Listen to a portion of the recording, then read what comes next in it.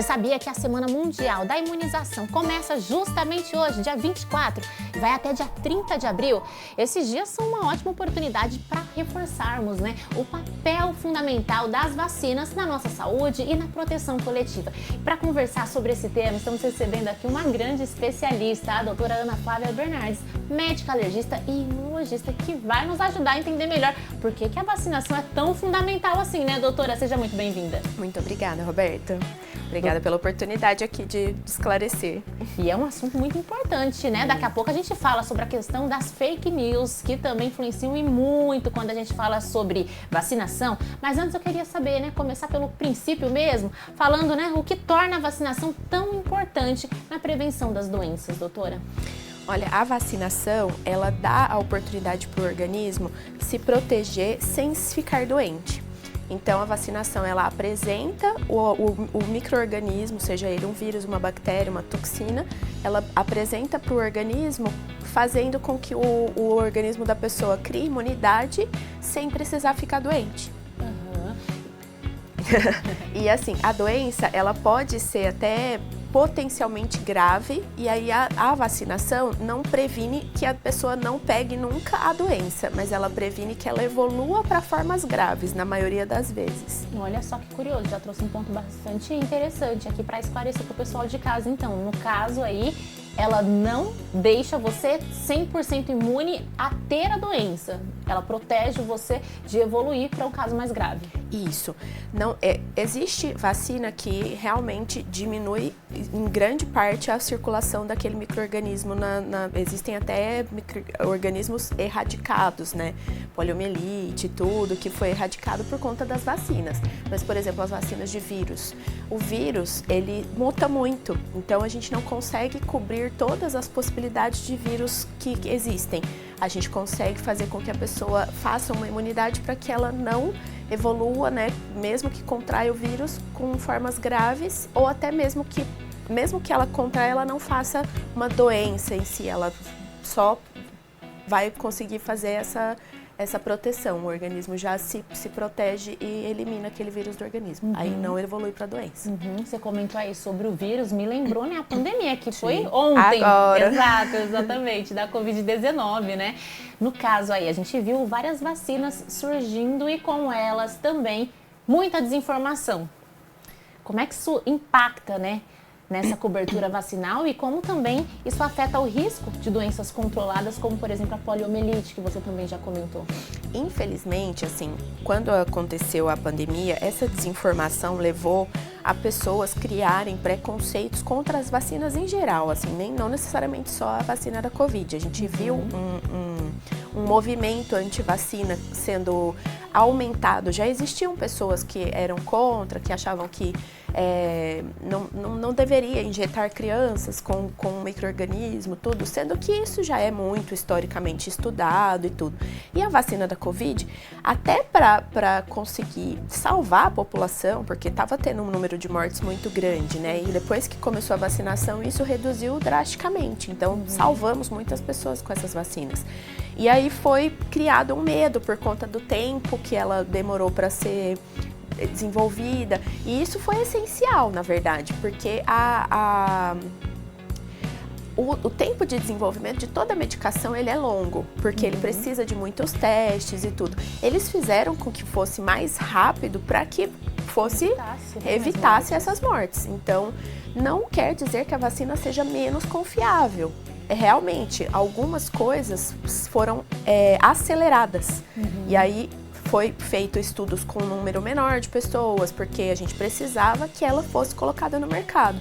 E ela foi colocada com segurança e salvou muita gente. Eu tenho certeza que isso a gente não tem dúvida. E tudo que é levantado de o que ela pode ter criado de efeito adverso e tudo, eu sempre falo para os pacientes, eu falo a gente sempre vacinou há muitos anos, há séculos, E a gente tem reação adversa a qualquer medicamento, a qualquer vacina. Só que a gente faz tudo muito pulverizado. E aí, quando a gente vacina em massa, vacinou Covid para todo mundo ao mesmo tempo, a gente vê com maior esse número de reações adversas. Reações adversas vão acontecer com qualquer vacina, isso é meu dia a dia no consultório. E aí, a gente viu em grande número e falou, essa vacina é ruim. Mas não, é porque a gente viu tudo concentrado. Então, não é falta de qualidade, não é falta de testes, ela realmente foi muito efetiva, está sendo muito efetiva. O Covid não foi dizimado, não foi erradicado por conta da vacina, o que a gente comentou, mas hoje em dia se trata de uma doença como uma gripe, que a gente precisa fazer reforços, né? A gripe anual, a gente tem que fazer a vacina da influenza todo ano, a gente precisa continuar fazendo os reforços, mas já é uma vacina muito efetiva. Nossa, um olhar muito interessante que você trouxe agora nessa questão, né, da grande massa, de ver de fato os efeitos acontecendo justamente por ter sido uma Muita gente vacinação exata em massa. Muito interessante. Ainda falando sobre a questão da Covid-19, você já comentou aí então que tem que continuar fazendo o reforço ali das vacinas ano a ano, é isso? Uma vez no ano, 2 vezes, como funciona, doutora? É de acordo com a orientação, né? É muito dinâmico, porque cada vez que é visto alguma mutação, alguma coisa que eles mudam a vacina, a gente reforça ou muda o componente da vacina, como a influenza. Todo ano o componente muda, porque é o vírus do H1N1, H1N1, o vírus influenza que mais circulou na temporada anterior.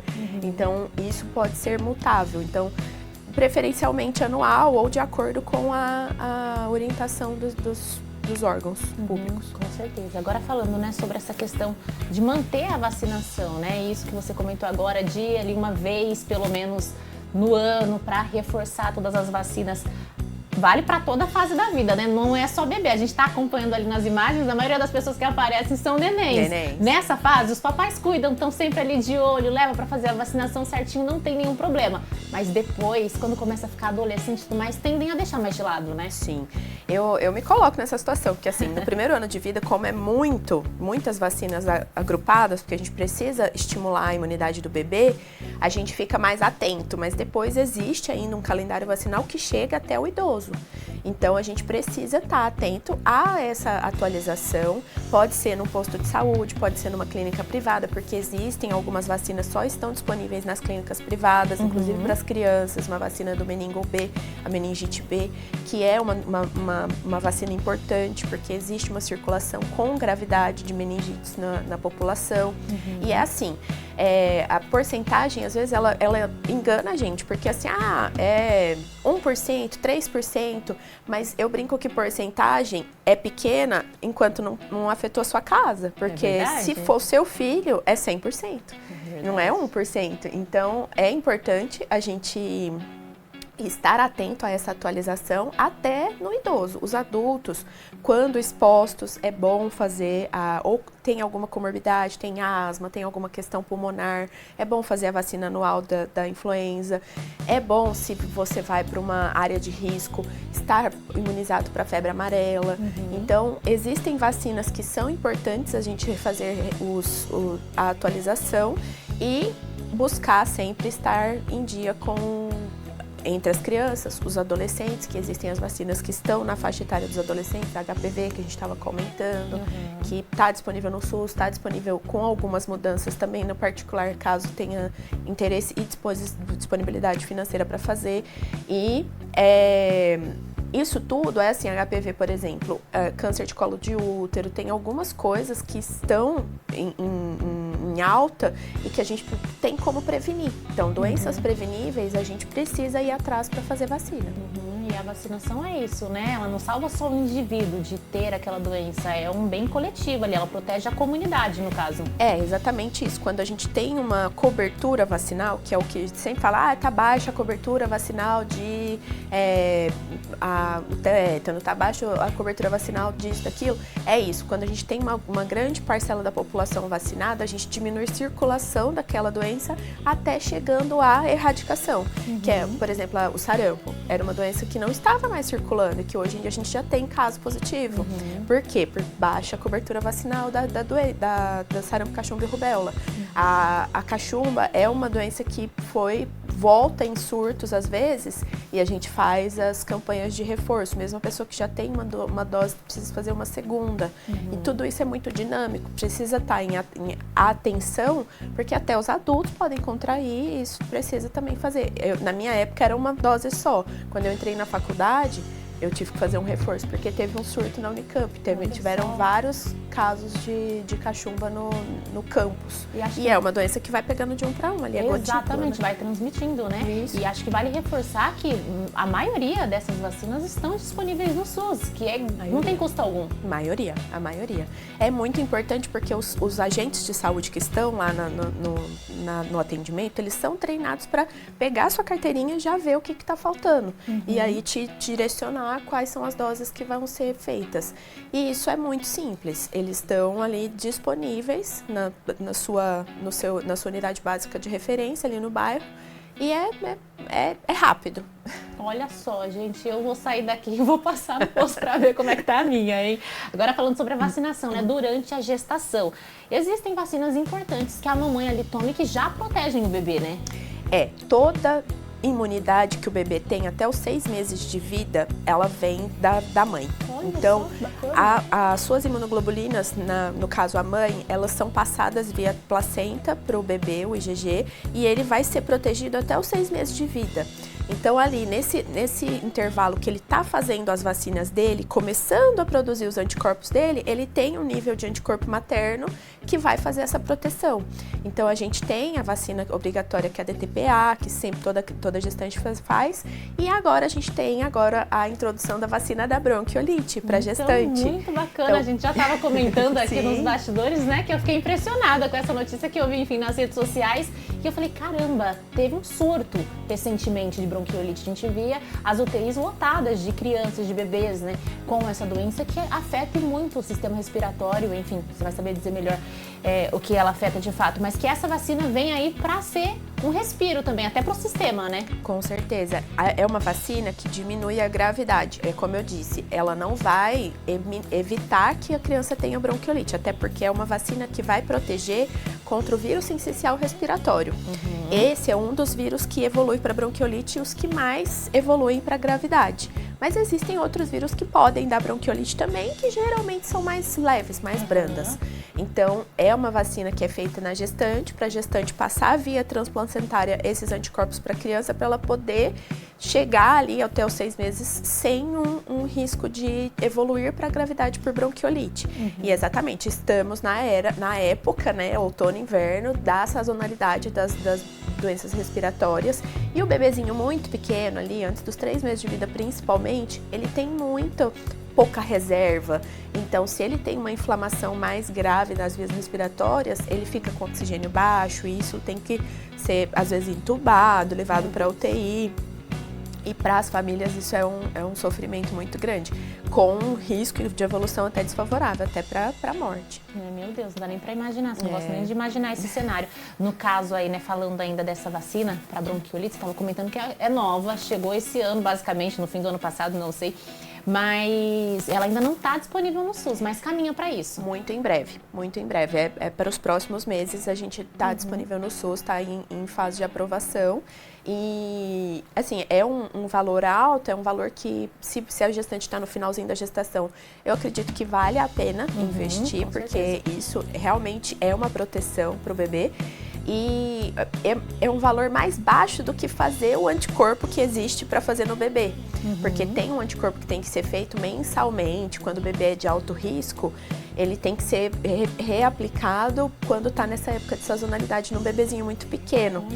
Então, é muito mais caro do que a vacina. Então, se a gestante está ali nos últimos 2 meses de gestação e não sabe se vai ter disponibilidade ainda para ela, é importante buscar para fazer, porque é uma proteção. Com certeza, é um investimento, Com né? certeza. Porque evita e passar por todo esse sofrimento que mãe nenhuma quer passar, pai nenhum quer ver o filho numa situação como aquela ali, numa UTI, por exemplo. Doutora, agora o que quero saber, né? O que você recomenda aí para quem tem dúvidas e busca informações sobre vacinas? Olha, os profissionais de saúde que estão ali envolvidos, eles têm todos o conhecimento para passar, para esclarecer, e é muito importante se desvincular dessas fake news, né, das desinformações que eu falo, que só fazem as pessoas ficarem na dúvida, desconfiarem dos serviços de saúde que estão ali para auxílio. A gente não quer causar nada, nenhum mal, né, para a população, a gente só está buscando o bem. Então, confiar que o que está sendo disponibilizado é o melhor recurso, e procurar sempre atualizar o cartão de vacina, porque adulto geralmente perde. Até eu entrar na faculdade, eu nem sabia onde estava minha carteirinha de vacina. Aí peguei, atualizei na faculdade, porque para ser médico a gente precisa estar com ela atualizada. E ali, anualmente, quando eu tinha as minhas gestações, também fazia os meus reforços, fiz toda a vacinação da Covid, porque assim, eu era linha de frente, eu estava ali no pronto-socorro, atendendo os pacientes, eu contraí Covid antes da vacina, não foi grave, mas graças a Deus, né? Mas quando eu tive a vacinação, aí eu não tive mais nenhum problema, né? Fiquei tranquila até de continuar os atendimentos. E hoje em dia a gente precisa realmente confiar no profissional que você tenha de referência, seja ele o pediatra, o clínico, o pneumologista que faz o atendimento dos pacientes asmáticos, que ele faz a orientação adequada e tem disponível. Então a gente precisa aproveitar isso. O SUS é um privilégio do Brasil, né? A gente tem muitos lugares que não tem essa disponibilidade de vacina de graça ali com profissionais adequados. É verdade. Obrigada pela participação, doutora. Foi um prazer. Eu que agradeço.